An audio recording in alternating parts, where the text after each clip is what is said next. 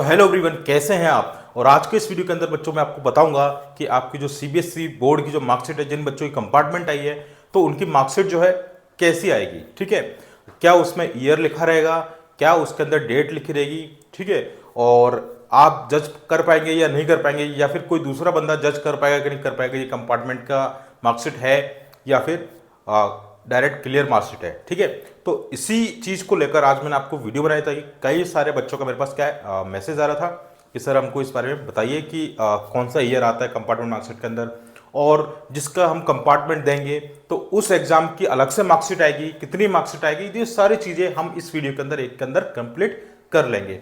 तो देखो, सबसे पहले जो अभी चैनल पर नए हैं तो प्लीज़ चैनल को सब्सक्राइब जो कर लेना, क्योंकि यहाँ पर सीबीएसई रिलेटेड सारे अपडेट्स मिलते हैं, प्लस साथ ही में यहाँ पर आपको मैथ्स की क्लास प्रोवाइड कराई जाती है ना।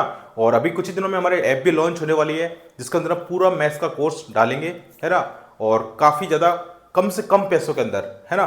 तो प्लीज़ वीडियो को जरूर फ्रेंड्स से शेयर करना और साथ ही में चैनल को सब्सक्राइब जरूर कर लेना। ठीक है, तो चलिए मैं आपको बताता हूँ बच्चों। सपोज करो ये मैंने एक मार्कशीट बनाई है आपके लिए। ठीक है, ये आप मार्कशीट देख रहे होंगे। इसके अंदर क्या है, इसके अंदर देखो एसएसटी के अंदर आरटीआई किसी बच्चे की, है ना, और यहाँ पर एक आईटी है, उसके अंदर भी उसकी आरटी आ गई है। ठीक है, टोटल पाँच छः सब्जेक्ट है। ठीक है, सपोज करो आपकी एसएसटी में आरटी आ गई। अब आप क्या करोगे, अब आपने फॉर्म भर दिया है, ठीक है, कंपार्टमेंट के लिए आपने फॉर्म फिलअप किया। अब क्या करोगे बच्चों, आप कंपार्टमेंट का एग्जाम देने जाओगे। ठीक है, लेकिन आपको जो सब्जेक्ट का जो एग्जाम होगा, एक सब्जेक्ट का एग्जाम होगा, जिसमें कंपार्टमेंट है उस सब्जेक्ट का एग्जाम होगा। अब जब बच्चों आप एग्जाम दे दोगे, अगर आप उसमें अगर पास हो जाते हो, है ना, आप पास हो जाओगे बच्चों उसके अंदर, तो फिर अब आपकी जो मार्कशीट है, ऐसा नहीं है कि आपकी केवल एक सब्जेक्ट की मार्कशीट आएगी आपके पास कंपार्टमेंट की। जैसे सपोज करो इस एग्जांपल के लिए, अगर सपोज करो आपके एसएसटी में अगर कंपार्टमेंट आई है, तो ऐसा नहीं कि केवल आपको एसएसटी की अलग से मार्कशीट प्रोवाइड कराई जाएगी, ऐसा नहीं बच्चों। आपको क्या होगा, सपोज करिए अगर मान के चलो आपने एसएसटी में भी देखो, यहाँ पर मेरे टोटल कितने 21 हो रहे हैं। ठीक है, अब आपने इसको पास कर लिया, आपने पास कर लिया, मान के चलो यहाँ पर आपने 21 की जगह अब आपने जो स्कोर करा है ना, वो कर लिया है 50 का। ठीक है, आपने 50 का स्कोर कर लिया है अब, है ना। तो बच्चों जब आपने 50 का स्कोर कर लिया मतलब पास हो गए, तो अब क्या होगा, आपकी जो मार्कशीट है ना, पूरी फिर से एक नई बन के आएगी। ठीक है, ऐसा नहीं है कि एक सब्जेक्ट की मार्कशीट आएगी, मार्कशीट जो आएगी बच्चों आपको फिर से कंप्लीट सब्जेक्ट की मार्कशीट आएगी, जिसके अंदर मान के चलो आपने जो भी अपनी कंपार्टमेंट थी सारी क्लियर कर ली है। ये जो आरटी थी इसको भी आपने क्लियर कर लिया है। ठीक है, जहां पे मैं इसको क्लियर कर देता हूं, है ना, सपोज करो यहां पे मैंने क्लियर कर दिया, इसको मैं कर दिया मैंने आपको 50 मार्क्स। ठीक है, सॉरी यहां पर मैंने 50 कर दिए, तो ये कितना हो जाएगा, 70 हो जाएगा।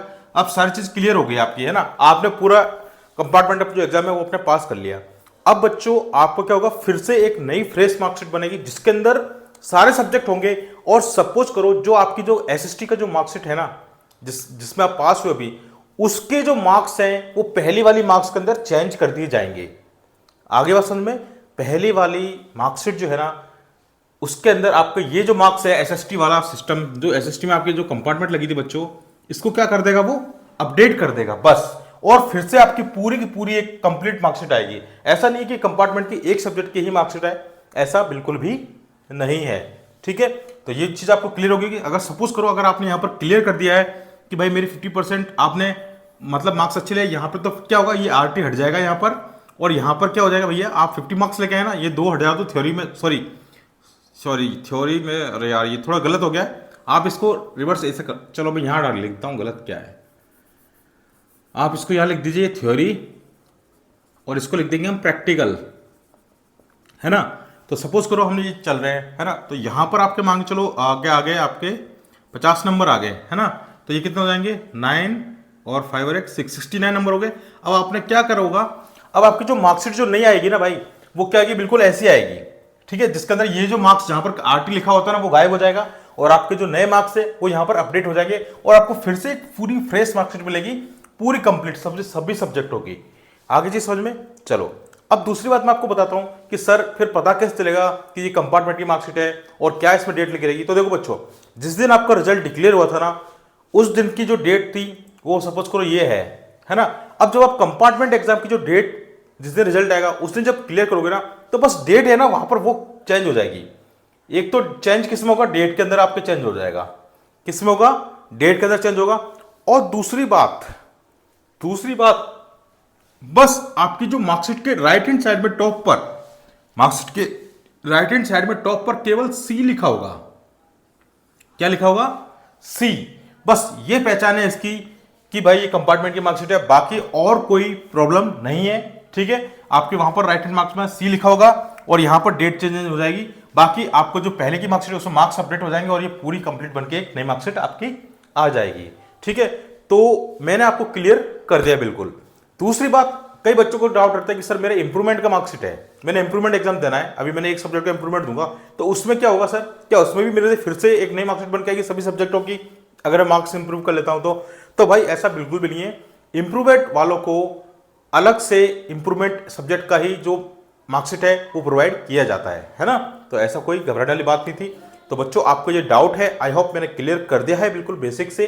ठीक है, फिर भी अगर कोई डाउट रह जाए तो प्लीज कमेंट बॉक्स आपके लिए भर रखा है, उसके अंदर आप आराम से कमेंट करके मुझे बता सकते हैं। मैं डेफिनेटली उसके लिए एक वीडियो बनाऊंगा आपके लिए, है ना। तो प्लीज चैनल को सब्सक्राइब करना ना भूलना, क्योंकि यहां पर आपको मिलता है 100% जेन्युइन कंटेंट, प्लस साथ ही में आपकी मैथ्स क्लास अभी स्टार्ट होने वाली है ऐप पर, जिसमें हम लाइव भी पढ़ेंगे, लाइव इंटरेक्ट कराऊंगा, मैं खुद लाइव पढ़ाऊंगा आपको उसके अंदर आके। तो प्लीज चैनल को सब्सक्राइब जरूर कर लेना।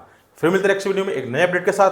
जब तक अपना ध्यान रखें, पढ़ाई करें, बिल्कुल भी इजी नहीं ले कंपार्टमेंट एग्जाम को। ठीक है, और एनसीईआरटी को ही फॉलो करना है। एनसीईआरटी के अलावा आपको कुछ भी सैंपल पेपर कोई लगाने की जरूरत नहीं है। ओनली एनसीईआरटी के एग्जांपल्स और पीवाईक्यूज, बस वो भी 2-3 साल के पीवाईक्यू, ऐसे नहीं कि पूरे 10 साल के लगाने बैठे हो पीवाईक्यू कंप्लीट नहीं हो पाए। सबसे पहला टारगेट है आपका एनसीईआरटी को कंप्लीट करो, उसके एग्जांपल्स, उसके कुछ इंपॉर्टेंट एक्सरसाइज के क्वेश्चंस, देन उसके बाद फिर आप टाइम मिलते तो पीवाईक्यू लगा लीजिए, बाकी एनसीईआरटी से सारा काम हो जाएगा आपका। ठीक है, तो bye bye, take care, all the best guys.